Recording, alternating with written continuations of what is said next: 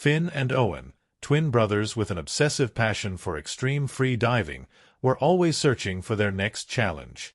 Their latest goal was Lake Serenity, a remote, high-altitude body of water notorious not only for its freezing temperatures but for the old, unsettling local legends about a settlement that vanished completely during a brutal winter nearly 200 years ago. The brothers had trained rigorously for months, perfecting their gear and their cold water tolerance. They secured their lines, cut a clean entry hole in the 10 inches of ice, and prepared to dive into the black, silent world below. The dive was intended as a test of endurance. The water temperature was barely above freezing, and visibility was minimal. They descended slowly, shining powerful lights into the gloom. After reaching a depth of about 20 feet, they signaled each other to begin their circuit of the immediate lakebed area, moving slowly through the suspended particles and the occasional drift of silt. The lakebed was mostly rocks and ordinary debris, confirming their initial assumption that the dive would be purely a physical feat. However, as they navigated past a large, submerged boulder, Owen's light caught something entirely out of place. It was a perfectly smooth, straight line that cut through the natural topography of the lakebed. It looked like an artificially placed beam or structure, partially covered by fine silt. They signaled each other and began carefully sweeping the silt away with their hands. What they uncovered was astonishing: a massive, dark wooden plank, about 12 feet long and perfectly preserved. It had been secured with thick, hand-wrought copper nails.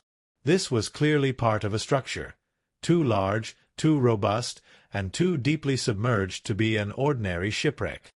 It looked more like a submerged wall or the side of a massive container. The twin brothers exchanged frantic, urgent signals.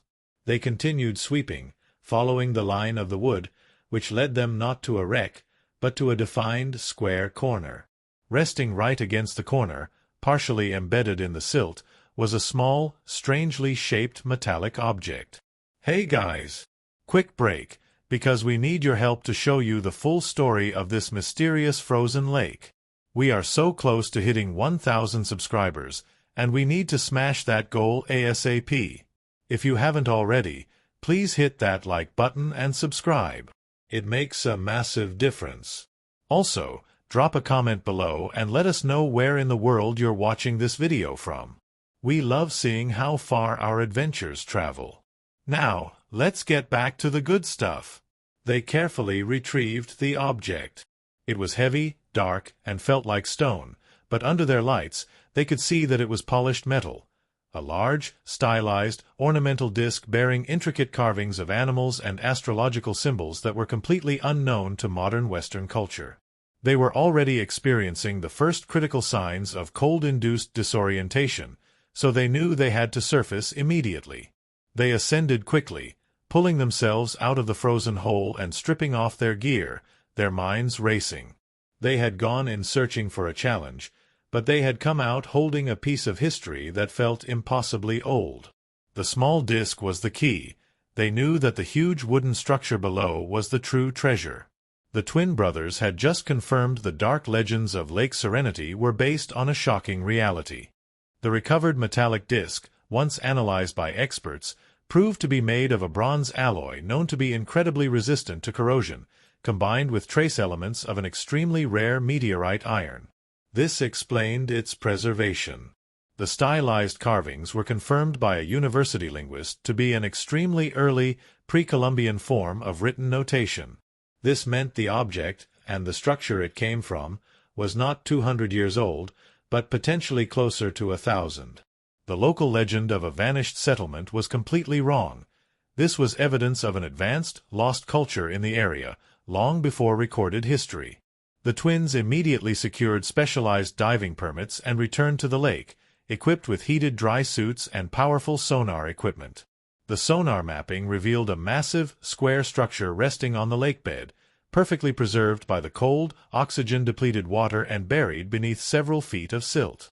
The structure was estimated to be nearly 80 feet on each side and appeared to be a submerged, intact building, or perhaps a large, sealed vault. They believed the ancient wooden plank they had found was merely a support beam from the surface structure. Their next dive was an excavation mission. They started near the point where they had found the bronze disc, carefully using pressurized water jets to clear the silt.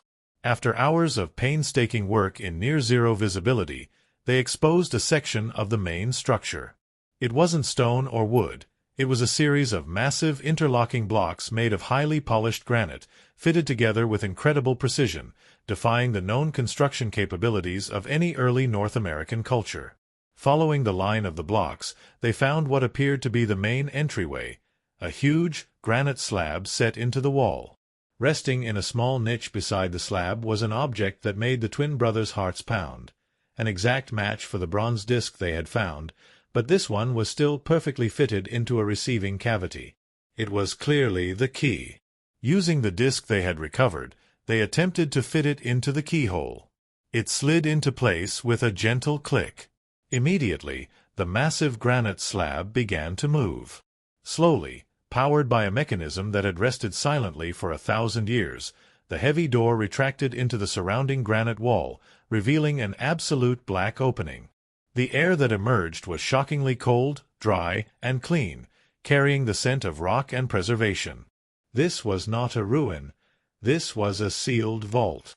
The twins had discovered a complete structure of a lost civilization, protected by ice and silence.